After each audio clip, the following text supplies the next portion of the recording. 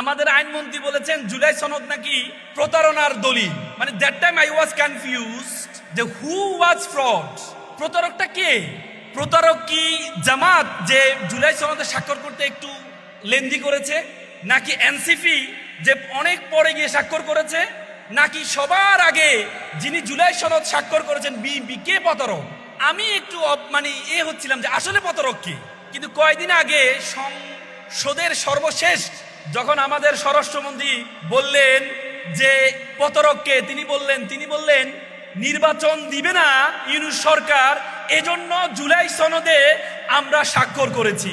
That time he has given the confessional statement, I am the fraud of frauds, I am the king of fraud. তিনি বুঝাচ্ছেন তিনি হচ্ছে ফ্রডের রাজা। মানে বাংলাদেশের ইতিহাসে প্রতারণার দলিল এবং অ্যাডমিটেড